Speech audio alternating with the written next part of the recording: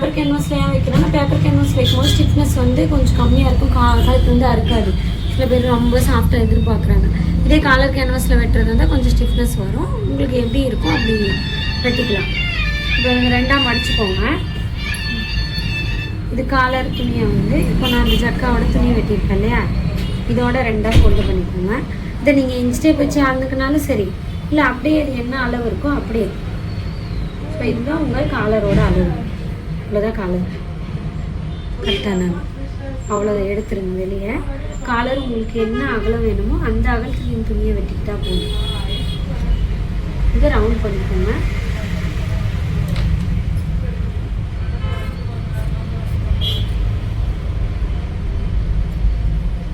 இதே நீங்கள் இந்த இடத்துல ஸ்ட்ரைட்டாகவும் காலர் வெட்டிக்கலாம்.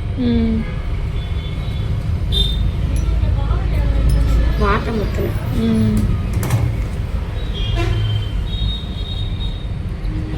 மேலே வந்து ரவுண்ட் ஷேப்பில் நான் வெட்டிக்கிட்டேன். கீழே இப்படி வரும்போது என்ன பண்ணுங்கன்னா நேராக வரீங்க இல்லையா, லைட்டாக ஒரு பெண்ட் இந்த இடத்துல மட்டும், ரொம்ப வேண்டாம், லைட்டாக. சரியா? இது இப்படி வச்சிங்கன்னா சைனீஸ் கலர் இப்படி வந்து அழகாக இருக்கும். ஓகேவா?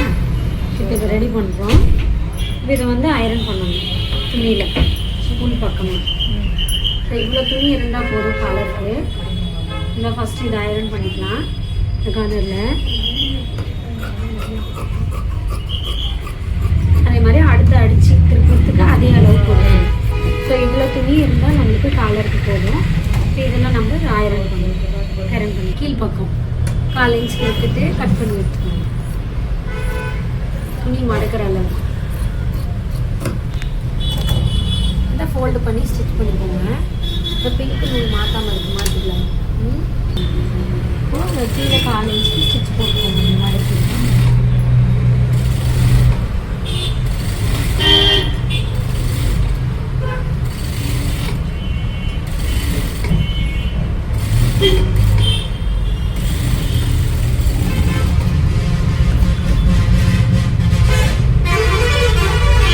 இதை வந்து இந்த மேல் துணி வச்சு திரும்பி இப்படி வச்சுக்கோங்க.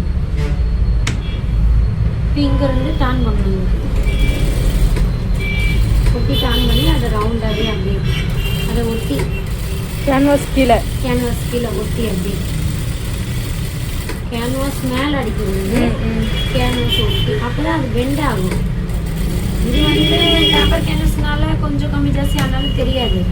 ஆனால் அதே நீங்கள் அந்த கலர் கேன்வாஸ் வச்சு யூஸ் பண்ணும்போது கரெக்டாக அதை ஒட்டி தான் அடிக்கணும்.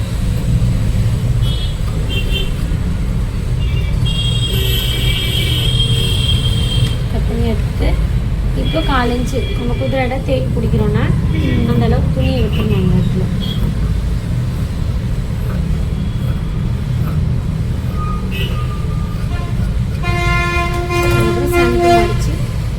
மேஷ் ஊட்டிக்கணும். திருப்பத்துக்கு முன்னாடி எல்லாம் வெட்டிட்டோங்க அப்படின்னா திருப்பத்துக்கு ஈஸியாக இருக்கும். இந்த இடத்துலையும் இந்த இடத்துல டர்ன் பண்ணிடுங்க. இப்படி திருப்பும் போது அப்படி தான் தெரியாது.